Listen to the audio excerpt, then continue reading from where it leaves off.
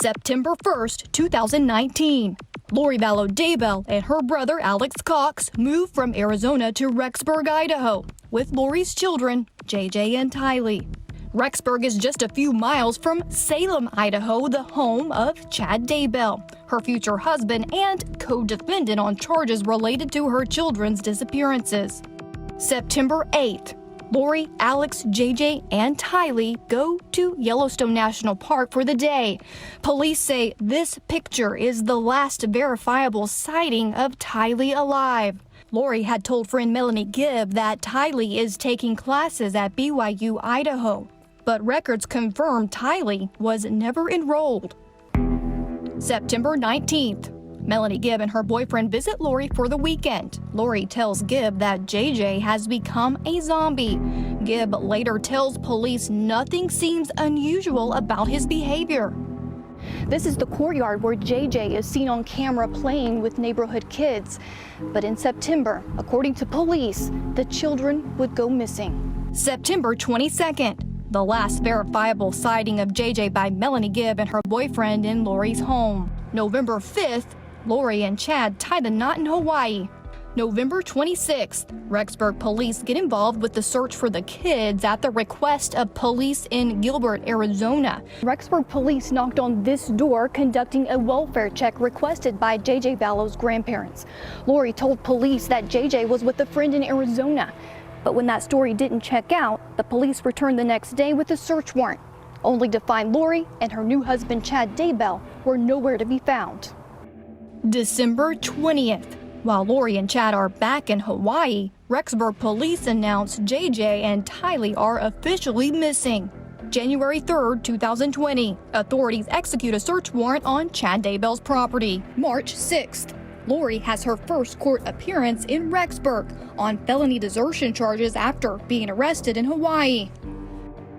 June 9th, police and the FBI return to Daybell's property and discover human remains in a field behind the home. Later, Chad Daybell is arrested and charged with felony counts of destruction or concealment of evidence. June 13th, authorities confirm the remains belong to JJ and Tylee. Let's bring in Court TV legal correspondent Chanley Painter, who's been all over this case from the beginning and continues to cover it. Chanley, some updates here. First off, there's a new prosecutor in the mix. There is. So Rob Wood, special prosecutor for Fremont County, where Chad and Lori are charged with the concealment of evidence, the remains of Tylee and JJ. They brought in a prosecutor, a very experienced prosecutor from Missouri, Prohoc Viche, much like we saw during the Derek Chauvin trial with the prosecutors here. They brought her in during a hearing back in March. Let's listen to that moment, though, when the judge accepted. Ms. Smith, this will be brief, but under our Prohoc Viche admission rule in Idaho, Bar Commission Rule 227, there's a requirement that you currently maintain an ongoing law practice in another jurisdiction. Can you advise the court whether or not you in fact maintain an ongoing law practice in another jurisdiction? Yes, Your Honor. I maintain a law practice primarily involving special prosecutions. I am a special prosecutor or an appointed prosecutor assisting at least 2 counties in the state of Missouri. I also consult both on legal matters and on legal training from multiple other jurisdictions. I also have a small civil practice in the state of Missouri.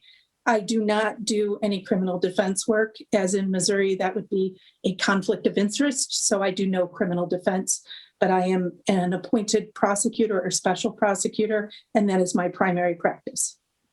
Okay, thank you. And so you're currently the attorney of record in some pending cases, is that correct? Yes, Judge. All right, the court is satisfied with that representation, then that Rule 227E2 is met for the purpose of the Prohoc Viche request for admission. And thank you for the testimony, Ms. Smith. Ted, Rachel Smith has over a couple of decades of experience, over 100 homicide and death penalty cases under her belt, really bringing a next level of expertise to a case where there are not even murder charges yet in Idaho.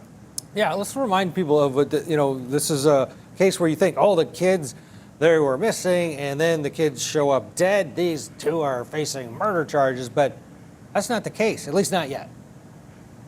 No, not yet. Now, we know Lori Vallow has some misdemeanor charges in Madison County, but in Fremont County, where her husband Chad Daybell's property is, June 9th of last year, that's when the remains of Tylee and JJ were discovered, and that's when the charges for alteration, concealment, and destruction of evidence were brought down for both Chad Daybell and conspiracy to commit alteration, destruction, or concealment of evidence against Lori Vallow. So, or Lori Daybell is her legal name now. So that's where we are currently. Of course, the investigation is still ongoing. Special Prosecutor Rob Wood continually reminds everyone that the investigation is still underway. And if you look at the court file, Ted, there's still a lot of discovery going back and forth right now. What about a trial? It's set for sometime this July, was it? It was set for July. In a recent status hearing via Zoom, the defense asked for a continuance of that trial date. Let's watch that moment. My position is simply that I'm going to clearly need more time, and I think now would be the time to set this out. And I anticipate at least 90 days beyond the current setting date, Judge, is what I would need as a minimum. You're saying 90 days additional past the trial date for you to be prepared for trial? Beyond the August start, the end of August, actually, Judge, is what I'm anticipating. I'm looking at October and November, Judge, is what I'm thinking, just because the amount of discovery that I'm looking at is significant, and I'm going to need those items before I'm going to be able to be effectively prepared for this. Okay, so just to be clear then, you're making a motion to continue the trial? I am, Judge. All right. Mr. Means, where are you in terms of preparedness for trial with your client at this point? I think it would have to be vacated and reset, Your Honor. I have no objection to the timeline that Mr. Pryor presented or stated to the court. I think that's probably at a minimum as far as the timeout. All right, I'll go back to you then, Mr. Wood. There's formally now two motions to vacate and continue the July trial setting. Does the state have any objection to the continuance requests? No objection. So while the judge granted the motion to continue, he didn't set a firm new trial date. So the trial date for both Lori and Chad is still up in the air, Ted. John Pryor, the attorney for Chad Daybell, did indicate that he intends to file a motion to sever the cases of Lori and Chad. He wants a separate trial from Lori Daybell. That is to come. Also, a huge date, June 9th, on the 1-year anniversary of the discovery of the remains of Tylee and JJ. That is when the change of venue motion that has been said to happen for a while will take place, and the defense asking to move the case out of East Idaho altogether. They want it in Boise, Idaho, so we shall see.